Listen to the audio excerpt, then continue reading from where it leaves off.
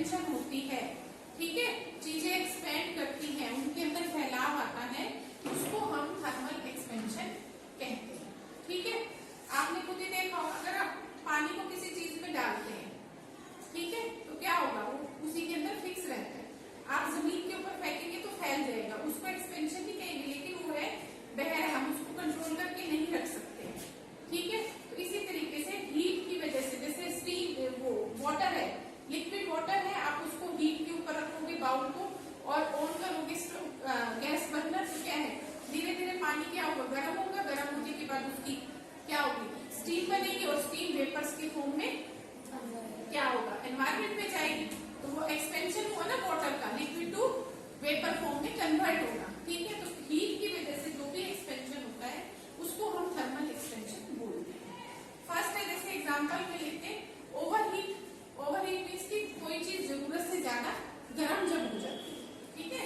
Overheat telegraph and electric wires means की गर्मी के दिनों में बहुत ज्यादा गर्म मौसम होता है, ठीक है। तो जितनी भी इलेक्ट्रिक वायरिंग है, टेलीग्राफ की वायरिंग है, जितनी भी are made to save while fixing them, जब उनको फिक्स किया जाता है तो इस तरीके से बनाई जाती है कि अगर उनके अंदर एक्सपेंशन हो तो वो उसको मेंटेन कर पाए, ठीक है। This is done to prevent them from snapping. ये इसलिए किया जाता है कि उनको प्रिवेंशन दी जाती है, उनके अंदर ज्यादा खिंचाव ना आए, उनके कॉन्ट्रैक्ट और एक्सपेंशन है वो प्रॉपरली उनके अंदर होता है, ठीक है। When they contract in winter and become taught means वो जब सर्दियों में होती है वो सिकुड़ जाती है, ठीक है। ठंड ज्यादा होने से हमारी बॉडी भी सिकुड़ती है, हमें भी बहुत ज्यादा ठंड लगती है, तो वो और बिकम टॉट मींस टाइट हो जाती है, ठीक है। तो इस तरीके से फिक्सिंग की जाती है। गर्मियों में जब उनके अंदर एक्सपेंशन हो तो प्रॉब्लम ना आए, और सर्दियों में वो ठंड की वजह से टाइट हो जाए, हीट कम मिले उनको, तो वो खराब ना हो, मतलब as it is functioning, properly functioning में रहेगी। सेकेंड आ जाते हैं girders that support iron bridges. Pillars होते हैं, आपने ब्रिजेस देखे हैं, ठीक है, उनको सपोर्ट के लिए नीचे पिलर्स लगाए जाते हैं, ठीक है, गिल्डर्स लगाए जाते हैं। Are kept on rollers, rollers के ऊपर इनको रखा जाता है, ठीक है, इसलिए that are mounted on pillars, और वो पिलर्स के ऊपर रोलर्स भी होते हैं। This is done because the girders expand on heating and contract on cooling. ये इसलिए किया जाता है, जो गिल्डर्स होते हैं जब गर्मी मिलती है हीटिंग से वो क्या करते हैं, एक्सपेंड करते हैं, और विंटर्स में वो क्या कहते हैं, जब हीट कम हो जाती है, सर्दी होती है, तो वो क्या कर जाते हैं, वापस कॉन्ट्रैक्ट कर जाते हैं। तो इस तरीके से उनके बीच में प्लानिंग की जाती है, गैप्स दिए जाते हैं, रोलर्स के ऊपर रहते हैं कि दोनों ही सिचुएशंस में उनके अंदर कोई प्रॉब्लम ना आए। अगर ब्रिज के अंदर टेढ़ा मेढ़ा हो जाएगा, ठीक है, तो क्या होगी, आने जाने में प्रॉब्लम होगी व्हीकल्स को, सब चीजों को। तो इस तरीके से रोलर्स और पिलर्स के ऊपर रखे जाते हैं, जिससे और इतना गैप दिया जाता है, इस तरीके से बनाए जाते हैं जब उनके अंदर कॉन्ट्रैक्शन एंड एक्सपेंशन हो, तो किसी को ब्रिज के ऊपर कोई भी प्रॉब्लम क्रिएट ना हो। Next one is small gaps are left between legs of railway tracks. आपने रेलवे ट्रैक्स देखे हुए हैं, है ना, उनके बीच में आप देखते हो तो छोटे छोटे गैप्स होते हैं। अगर कभी नोटिस नहीं किया तो दूर से करना, ट्रेन आ रही हो तब नहीं जाना, उनके बीच में ट्रैक के ऊपर छोटे छोटे गैप होते हैं। किस वजह से होते हैं, this is done to allow for expansion in summer, क्योंकि गर्मियों में जब एक्सपेंशन होता है तो क्या कहते हैं, वो हीट को एक्सपेंशन की वजह से वो एक्सपेंड करते हैं, तो वो गैप जो है एक्सपेंशन की वजह से फिल हो जाते हैं, ठीक है।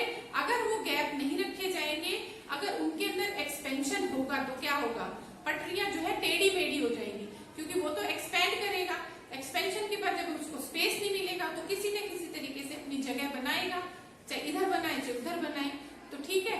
तो एक्सपेंशन के लिए उनके बीच में गैप रखे जाते हैं रेलवे ट्रैक्स में कि, और फिर जब विंटर्स आती है वो एज इट इज अपने कॉन्ट्रैक्ट कर जाते हैं, अपनी पहले वाली पोजीशन में हो जाते हैं। लेकिन ये कि गैप इस तरीके से भी इतने ज्यादा नहीं होते कि ट्रैक के ऊपर की ट्रेन जा रही है तो उनको भी कोई प्रॉब्लम हो, नहीं होती प्रॉब्लम, ठीक है। गैप का जो डिफरेंस होता है सिचुएशन के हिसाब से देख के रखा जाता है कि जिससे ट्रेन इजीली जा सके, अगर कॉन्ट्रैक्ट हो तो भी कोई प्रॉब्लम ना हो, और एक्सपेंड हो तो भी कोई प्रॉब्लम ना हो, ठीक है। तो बेटा ये थर्मल एक्सपेंशन के कुछ सिचुएशंस वगैरह ये है, ठीक है, इसको पढ़ना और देखना, समझ आइए। नाउ बच्चों क्वेश्चन नंबर 2,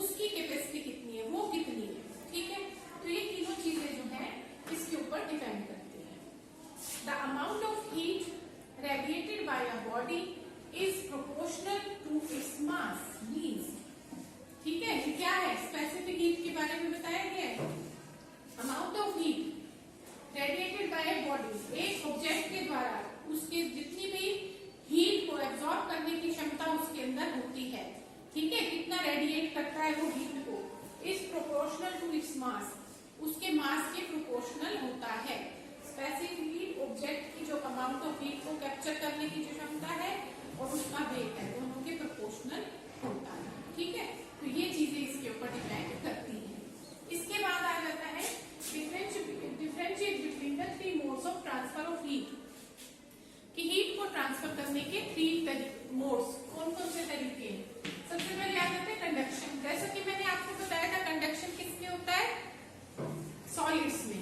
ठीक है ना, कंडक्शन जो प्रोसेसेस होती है सॉलिड्स में होती है। Is a process heat transfer in which vibrating particles give energy in neighbouring one. कहने का मतलब ये एक इस तरह का प्रोसेस है जिसमें जो है वाइब्रेटिंग पार्टिकल्स हैं जो हीट को कैप्चर कर चुके हैं एनर्जी को, तो अपने साथ वाले को ट्रांसफर करते हैं। मैंने पहले भी आपको बताया था कंडक्शन में क्या होता है, मॉलिक्यूल्स की मूवमेंट नहीं होती है, एक मॉलिक्यूल से दूसरे मॉलिक्यूल तक हीट ट्रांसफर होती है, फिर वो थर्ड फोर्थ को इस तरीके से हीट ट्रांसफर करता है। पार्टिकल्स वहीं रहते हैं, उनकी मूवमेंट नहीं होती है। ठीक है ना, क्योंकि in solids molecules are closely packed, solids में जो मॉलिक्यूल्स होते हैं क्लोजली पैक्ड होते हैं, तो मूवमेंट का कोई स्पेस उनके पास नहीं होता, तो एक पार्टिकल से दूसरे पार्टिकल में हीट ट्रांसफर होती रहती है। जैसे फॉर एग्जांपल मान लो ये एक आयरन रोड है, ठीक है, इसको हमने स्टैंड के साथ लगा दिया, पिक कर दिया, समझ में आ गई, और इसके ऊपर हमने वैक्स लेकर आयरन नेल्स चिपका दिए। ठीक है, फिर क्या है, यहाँ पर हम जो फर्स्ट वाला है इसके नीचे स्पिरिट लैंप ऑन करके छोड़ देते हैं। ठीक है, धीरे धीरे जो ये आयरन नेल है गर्म होगी, हीट मिलेगी, तो नेचुरल है उसमें हीट इफेक्ट आएगा तो गर्म होगी। ठीक है, तो क्या है, पहले इसमें हीट जाएगी, ये इसको ट्रांसफर करेगा, ये फिर नेक्स्ट मॉलिक्यूल्स को, ये नेक्स्ट मॉलिक्यूल। थोड़ी देर बाद जब ये पूरी आयरन नेल कंप्लीट गर्म हो जाएगी, तो जब यहाँ तक जाएगी तो वैक्स क्या है, मेल्ट होती है ना, कैंडल मेल्ट होती है ना, वैक्स की बनी हुई होती है, मेल्ट होगी। जैसे ही मेल्ट होगी तो क्या ग्रिप खत्म हो जाएगी, आयरन नेल जो है नीचे गिर जाएगी। ठीक है, ये फर्स्ट के साथ हुआ। फिर अब क्या होगा, फिर आयरन रोड गर्म होगी, तो ये स्टेप बाय स्टेप धीरे धीरे हीट को ट्रांसफर करेगी, एकदम से नहीं जाएगी, खुद भी चल के मॉलिक्यूल नहीं जाएगी, एक मॉलिक्यूल से दूसरे में, फिर इस तरीके से धीरे धीरे धीरे धीरे हीट ट्रांसफर होगी। जैसे मॉलिक्यूल्स के थ्रू हीट यहाँ तक आएगी, वैक्स मेल्ट होगी, कुछ देर बाद ये नेल भी गिर जाएगी। ठीक है, इसमें क्या है, पार्टिकल्स मूव नहीं कर रहे हैं, ठीक है ना, पार्टिकल्स हीट को ट्रांसफर करते हैं, ये कंडक्शन प्रोसेस है। Second is convection, is a process of transfer of heat in a liquid और gas by the movement of constituent particles. अब जो है मैंने आपको पहले भी बताया था, लिक्विड और गैसेस में कन्वेक्शन प्रोसेस होता है। इसमें क्या होता है, जो पार्टिकल्स होते हैं खुद मूव होते हैं, खुद ट्रांसफर होते हैं एक जगह से दूसरी जगह तक, और हीट को क्या करते हैं, ट्रांसमिट करते हैं। जैसे छोटा सा एग्जांपल देखेंगे, ये हमने एक बीकर लिया, ठीक है, इसमें हमने पानी डाला, समझ रहे, नीचे हमने सेपरेट टैप रखकर ऑन किया, ठीक, हीट कैप्चर करेगा कौन, बीकर हीट को लेगा, हीट फिर ट्रांसफर होगी इस वाले पोर्शन में। ये वाला पोर्शन जब गर्म हो जाता है पानी का, तो आपने खुद भी देखा होगा घर में, अगर आप पानी बॉईल कर रहे हैं बाउल के अंदर, आज करके देखना, तो उसमें क्या है, जैसे ही उसमें बॉइलिंग टेम्परेचर पर जाता है, आप देखोगे उसके जो मॉलिक्यूल्स है वो चल के इस तरीके से ऊपर आपको आते दिखाई देंगे। ठीक है, ये वाला पोर्शन जब गर्म हो जाता है मॉलिक्यूल्स ट्रैवल करते हैं, उसका स्पेस क्या ले लेता है, कोल्ड वाटर जो नीचे वाला वो आता है, धीरे धीरे फिर वो गर्म हो जाता है तो मॉलिक्यूल्स ट्रैवल करते हैं। ठीक है, इस तरीके से ये एक प्रकार का सर्कल चलता रहता है। थोड़ी देर बाद टोटली पूरा वाटर जो है बॉयल हो जाता है, फिर स्टीम बनी स्टार्ट हो जाती है। ठीक है, समझ आ गई है। तो इसमें क्या ऐसे गैसेस में होता है, ठीक है, हीट जो है ट्रांसफर होती है लेकिन पार्टिकल्स की मूवमेंट्स के थ्रू। सॉलिड में पार्टिकल मूव नहीं करते, सिर्फ हीट ट्रांसफर करते हैं। कन्वेक्शन में पार्टिकल्स मूव करते हैं, ठीक है, और फिर हीट को ट्रांसमिट करते हैं। नेक्स्ट आ जाता है radiation, is a process by which heat travels without a medium. ये पहले आपको बताया, ऐसा प्रोसेस जिसमें हीट ट्रांसफर होती है बिना किसी मीडियम के। कोई मीडियम बीच में रिक्वायर्ड नहीं होता है। जैसे कि सन रेज है, ठीक है, ये हमारे तक आती है, ठीक है, हमारे तक पहुंचती है, लेकिन बीच में कोई मीडियम नहीं है कि एटमॉस्फेयर कहेंगे पहले मैं कैप्चर करूंगा फिर आपको पकड़ाऊंगा, लो आप हीट लो, आप हीट लो, आप हीट लो, ऐसे नहीं होता, ठीक है। सन जो है अपने फिक्स टाइम पर क्या है, राइज होता है, ठीक है। मैंने पहले बताया था 8.3 मिनट्स में सन रेज जो है अर्थ तक पहुंचती है, ठीक है। ये सन है और ये अर्थ सरफेस है, तो डायरेक्ट रेज आ रही है, बीच में कोई भी मीडियम नहीं है हीट को कैप्चर करके हमारे तक ट्रांसमिट करने के लिए, ठीक है। तो no medium is required in radiation process, means की जो थर्ड फैक्टर है, जो थर्ड हमारा मोड है हीट ट्रांसफर का, इसके अंदर किसी भी चीज की जरूरत नहीं होती, डायरेक्ट रेज हम तक आती है, डायरेक्ट रेज किसी भी जगह पर जाती है, ठीक है। जैसे सन की जो रेज है अर्थ तक आना, ठीक है बच्चों। तो ये आपके 3 मोड्स हो गए हीट ट्रांसफर के। नाउ क्वेश्चन नंबर 4 बच्चों, what are the factors on which heat absorbed by a body depends, कि उन फैक्टर्स के बारे में नाम लिखिए, आप बताइए जिससे कोई भी ऑब्जेक्ट है उसके ऊपर जो हीट की एब्जॉर्प्शन है डिपेंड करती है। First is the heat capacity of the body, जो भी सब्सटेंस है, जो भी ऑब्जेक्ट है, उसके अंदर हीट को एब्जॉर्ब करने की कितनी कैपेसिटी है, कितनी क्षमता है, ठीक है। एक लिमिट जो होती है हीट को गेन करने की, वो उसकी कैपेसिटी में आती है, तो वो कितनी है। Second, colour of the body, body का कलर कैसा है, आपको मैंने पहले बताया, लाइट कलर्स जो ऑब्जेक्ट्स होते हैं वो क्या कहते हैं, हीट को रिफ्लेक्ट करते हैं, डार्क कलर ऑब्जेक्ट्स जो होते हैं वो हीट को एब्जॉर्ब करते हैं। अगर लाइट कलर है वो गर्म नहीं होगा, रिफ्लेक्ट करेगा, और जो डार्क कलर है तो वो क्या करेंगे, ज्यादा से ज्यादा हीट को एब्जॉर्ब करेंगे। तो उस ऑब्जेक्ट का कलर कैसा है, ठीक है, वो भी डिपेंड करता है। Next, temperature of the body, body का ऑब्जेक्ट का टेम्परेचर ऑलरेडी पहले से कितना है, ठीक है। मान लो अपने लास्ट हीटिंग इफेक्ट तक पहुंच चुका है, तो क्या हीट को गेन थोड़ी ना करेगा। फॉर एग्जाम्पल, एक छोटा सा एग्जाम्पल है, आपके पास 2 बीकर, ठीक है, beaker A, beaker B, beaker A में आपके पास भी गर्म पानी है, बीकर बी में भी, बीकर ए में 60 डिग्री सेंटीग्रेड तक वाटर गर्म है, ठीक है, और इसमें क्या है 40 डिग्री। अब दोनों का टेम्परेचर हमने सेम करना है, इक्वल, ठीक है। ये ज्यादा है ये कम है, इक्वल करना है, तो ज्यादा वाले को कम में हम मिक्स करेंगे, ठीक है, हीट को ट्रांसफर करेंगे, मिक्स करेंगे। जब तक दोनों का टेम्परेचर इक्वल नहीं होता तब तक, जैसे दोनों का टेम्परेचर इक्वल हो जाएगा तो हीट ट्रांसफर बंद हो जाएगी।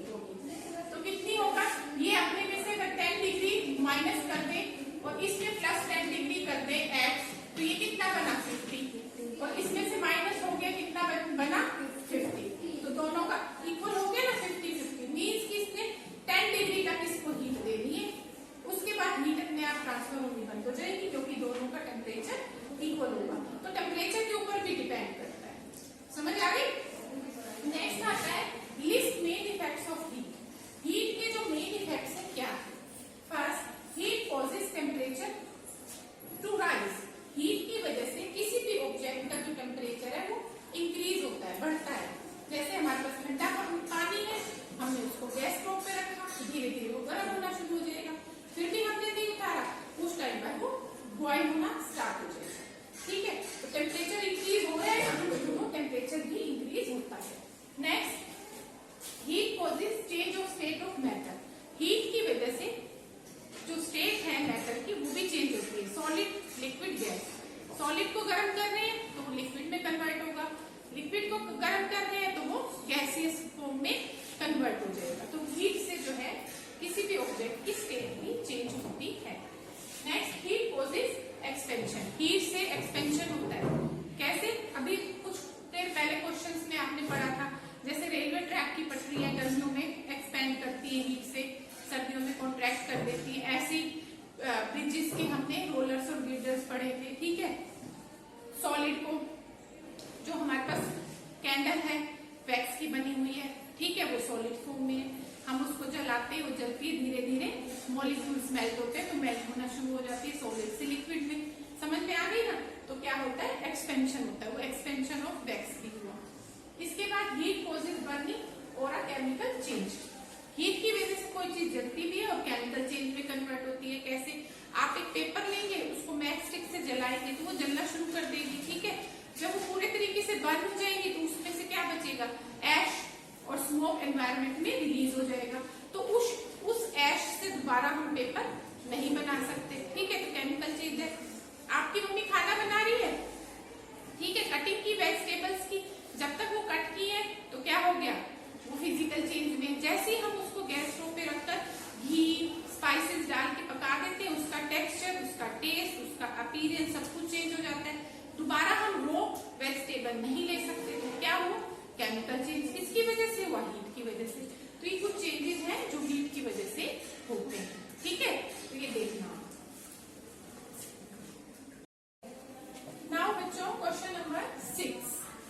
Ventilators are situated close to the ceilings and not near the floor wall. कि जो वेंटिलेटर्स होते हैं, वेंटिलेटर्स क्या होते हैं? रोशनदान। कि हम छत के पास क्यों लगाते हैं, ठीक है, फर्श के पास क्यों नहीं लगाते, ठीक है। वेंटिलेटर्स का क्या फंक्शन होता है? हम ब्रीथ आउट करते हैं तो कार्बन डाइऑक्साइड गैस छोड़ते हैं। जो हम गैस ब्रीथ आउट करते हैं कार्बन डाइऑक्साइड, जो हमारी बॉडी से रिमूव होती है, वो वार्म होती है, गर्म होती है। गर्म चीज क्या होती है? हल्की होती है। हल्की होने के बाद वो ऊपर उठती है, ठीक है। ऊपर वेंटिलेटर्स होता है, उसके थ्रू वो बाहर चली जाती है, ठीक है। अगर हम वेंटिलेटर ऊपर नहीं लगाते, फ्लोर के पास लगाते, तो गर्म एयर क्या है? ऊपर जाएगी, बाहर निकलने की जगह नहीं होगी। और जब तक वो ठंडी नहीं हो जाती तब तक वो नीचे नहीं आएगी, ठीक है। ठंडी होने के बाद वो फिर नीचे आएगी। क्या होता है? सफोकेशन धीरे धीरे इंक्रीज होती है। इसलिए वेंटिलेटर्स जो होते हैं सीलिंग के पास होते हैं और विंडोज जो होती है फ्लोर के पास। इसलिए गर्म एयर वेंटिलेटर्स के थ्रू बाहर चली जाए और विंडोज से, क्योंकि जो कोल्ड एयर होती है वो बॉटम में होती है, ठीक है, नीचे के लेवल में, तो वहां से फ्रेश ऑक्सीजन, कार्बन डाइऑक्साइड की जगह फ्रेश एयर ऑक्सीजन आसानी से अंदर आ सके। एक तरफ से बाहर चली जाती है, दूसरी तरफ से फ्रेश एयर अंदर आती है। इसीलिए जो वेंटिलेटर्स होते हैं सीलिंग के पास होते हैं, ठीक है। आंसर में भी यही है। Ventilators help replacing impure air by pure, ठीक है। जो वेंटिलेटर्स होते हैं प्योर एयर से इम्प्योर एयर को रिप्लेस करते हैं। इम्प्योर एयर बाहर जाती है और प्योर एयर अंदर आती है। And fresh air from outside की जो फ्रेश एयर है उसके साथ एक्सचेंज करते हैं। The excelled air is warm.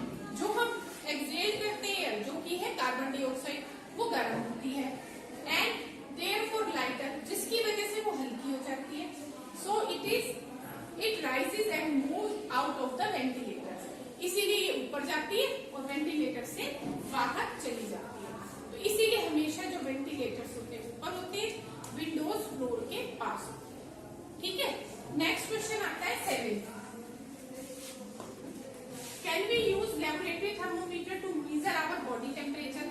क्या हम लेबोरेटरी थर्मोमीटर का इस्तेमाल अपना बॉडी टेम्परेचर करने के लिए कर सकते हैं? नहीं। आपने पढ़ा है लेबोरेटरी थर्मोमीटर लैब में इस्तेमाल किया जाता है, जिससे वाटर का boiling point, freezing point, melting point पता करने के लिए, ठीक है। हमारा जो बॉडी का टेम्परेचर होता है किसके थ्रू होता है? सेल्सियस डिग्री और फ़ारेनहाइट में होता है। सेल्सियस क्या होता है? 37 डिग्री सेल्सियस जो है वो हमारा, ठीक है, नॉर्मल टेम्परेचर है। और फ़ारेनहाइट में 98.4, 98.6, आजकल जो न्यू है 97 पॉइंट समथिंग कर दिया गया है, ठीक है। तो वो फ़ारेनहाइट में हमारा ठीक होता है। तो क्या होता है? हमारे पास अपने सेल्सियस और फ़ारेनहाइट के टेम्परेचर है, जिससे हम अपने बॉडी को टेम्परेचर मेजर कर सकते हैं, ठीक है। तो जो लेबोरेटरी थर्मोमीटर होता है लैब्स में यूज किया जाता है। तो क्यों नहीं कर सकते? क्योंकि with a laboratory thermometer the temperature will fall as soon as we remove the thermometer from the mouth. जैसे ही मान लो हमने लेबोरेटरी थर्मोमीटर से टेम्परेचर लेना शुरू किया, डाला, लेकिन जैसे ही हम उसको बाहर निकालेंगे ऑटोमेटिकली जो टेम्परेचर है वो रिमूव हो जाएगा। जैसे ही हम बाहर निकालेंगे अपने आप वो रिमूव होता चला जाएगा, ठीक है, फ्रॉम द माउथ से निकाल से। And we will not be able to measure the correct temperature of the body, जिससे हम उस ऑब्जेक्ट का, उस बॉडी का, ठीक है, जो करेक्ट टेम्परेचर है नहीं ले पाएंगे। मान लो जैसे हमने निकाला, फॉल होना शुरू हो गया, हो सकता है उसका 100 डिग्री सेल्सियस होगा, ठीक है, डिग्री 100 डिग्री तक हो टेम्परेचर। जैसे ही हम निकालते हैं वो रिमूव होना शुरू हो जाते हैं, हमारे देखते तक वो 98, 99, 97 पहुंच गया, ठीक है, तो वो करेक्ट टेम्परेचर नहीं हुआ ना, हम तो सोचेंगे 98 है, जबकि एक्चुअल में वो 100 था। समझ आ गई? तो इसीलिए जो लेबोरेटरी थर्मोमीटर है वो बॉडी का टेम्परेचर मेजर करने के लिए यूज नहीं करते, और जो क्लिनिकल थर्मोमीटर है वो लैब्स में यूज नहीं होते हैं, लेबोरेटरीज में, ठीक है, समझ आ गई? तो पर्टिकुलर हर चीज के लिए जो थर्मोमीटर है हर ऑब्जेक्ट को मेजर करने के लिए अलग अलग टाइप के दिए हुए हैं। समझ में आ गई? तो ये आपका, इस वजह से हम लेबोरेटरी थर्मोमीटर इस्तेमाल नहीं करते हैं किसी भी ऑब्जेक्ट का टेम्परेचर लेने के लिए।